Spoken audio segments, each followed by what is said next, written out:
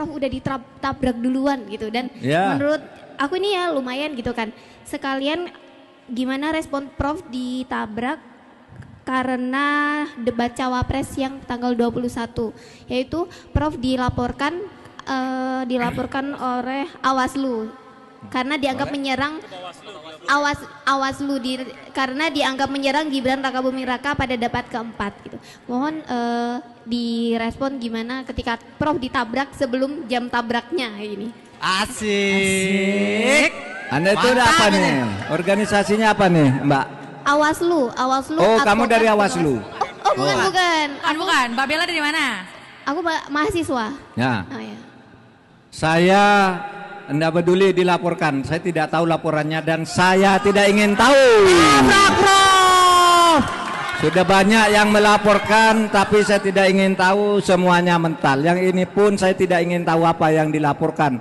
Dari urusan itu silakan lapor ke Bawaslu. Siap. Oke? Iya Prof. Prof satu lagi boleh nggak Prof? Ini sebenarnya aku udah lama banget penasaran gitu kan. Ini soal dinasti politik. Kalau nggak salah, tapi mohon maaf ya Prof kalau salah, di tahun 2015 itu aku masih SD atau SMP, jadi nggak terlalu mantau.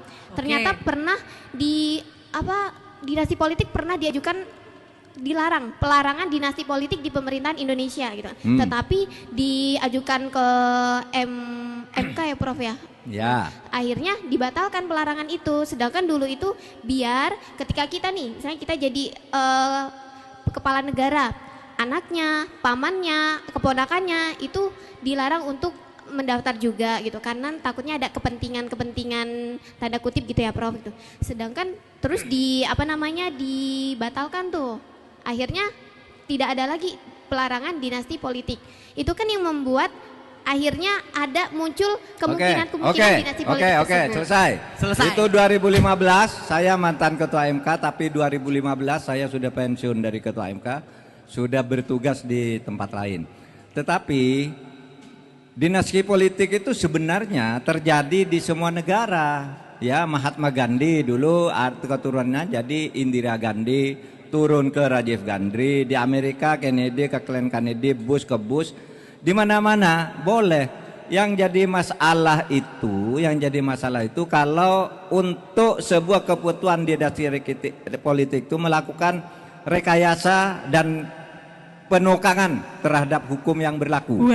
Sehingga tidak boleh dilakukan menggunakan pendekatan yang kasar.